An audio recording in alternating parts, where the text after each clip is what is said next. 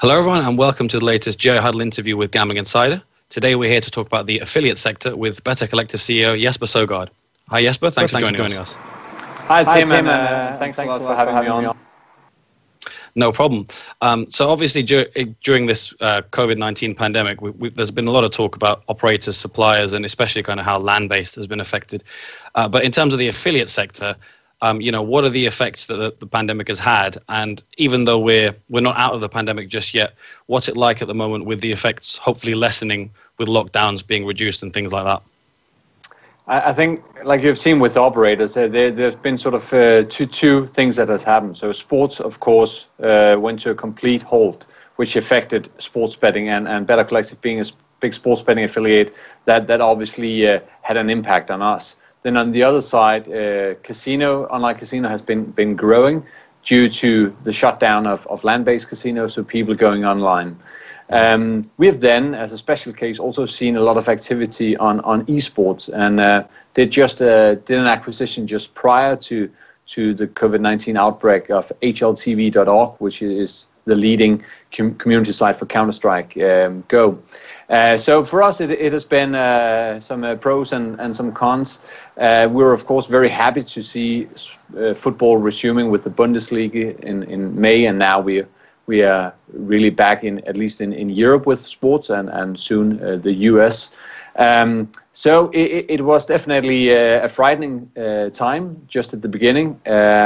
We looked at our cost base to really make sure that we were lean and ready to come out stronger on the back of all this. Mm-hmm. A couple of sort of key trends you touched upon there. In terms of the esports and maybe other things like virtuals and even kind of table tennis betting, which a lot of operators have said was quite popular during lockdown. Are those verticals still kind of growing as quickly as sort of a couple of months ago, or what's the kind of pace of that at the moment?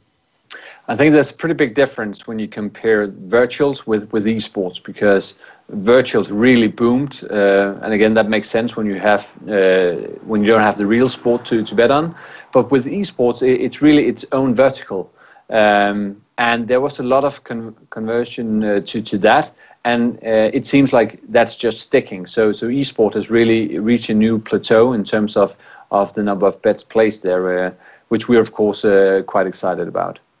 Mm-hmm. And obviously you talked about the return of football as well. Have there been any sort of trends you've seen? Because obviously football's back, but it's different. We don't have crowds. We have a lot of games in a quick amount of time. Is there more kind of away team betting? What has Better Collective seen really in terms of trends? So from the betting perspective, yes, the home team advantage is not as strong as it normally is. But what was interesting to me was sort of the anticipation for football to come back, and then in particular that the German Bundesliga was the first league that started, and we really saw an interest across the world for that league. So I don't think there's ever been as much interest into the German Bundesliga as just prior to the restart of that league. Yeah. Mm-hmm. Yeah, and also in August we've got the Champions League in a different format to usual. You got all the games played in a short space of time. What are kind of Better Collective's expectations for that?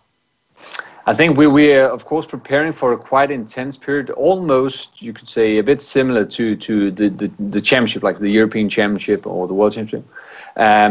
And I think we may see that there will be a slightly smaller interest if you look at the average of games, because they're going to be so condensed, as you say. But overall, we do see it as an important time for these games, and especially for engaging our users that surely will be looking for places to place bets.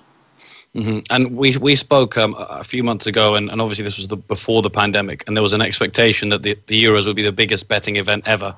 Obviously, that unfortunately that didn't quite pan out. But could something like this Champions League kind of compare to the numbers we might have seen for something like that? To be honest, I don't think so. I think we have to wait till summer 21 for experiencing sort of that big championship effect that we always have with the championships. Sure, yeah. obviously, like you say, that'll be next summer. But for this year and for the rest of 2020, what are Better Collective's plans? Maybe in terms of, is there any more M&A in the pipeline, or what are the kind of things you're focusing on? We still have a healthy pipeline, so that sort of ongoing work always at Better Collective. And then we are relaunching VegasInsider.com with a new version of the site, ready for the NFL in September. And that is something I'm looking very much forward to. We will continuously work with HLTV since it was a quiet end of February, so there's still quite some work to do. But it's just developing well, so happy about that. Those are probably the two biggest projects that we were looking forward to in the fall. Mm-hmm. And overall, in terms of the affiliate sector, do you think the sector can sort of keep going strong at this time? Or any kind of pitfalls or hurdles to watch out for as things sort of come out of lockdown?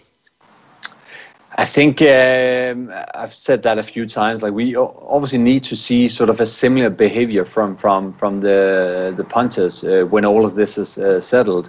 To me, it seems like that will happen, but still, I think there's just more uncertainty in this new world. Also, the risk of a second wave of COVID-19 could impact sports. So uncertainty has gone up, meaning there's also a bit more risk than normally. Mm-hmm. Well, Jesper, thanks very much for your time and for your insight. My pleasure. Thanks. For all the viewers, for all the latest on the affiliate sector, be sure to read the latest edition of Trafficology and keep up with all the latest news on GamblingInsider.com. Thanks for listening, and see you next time.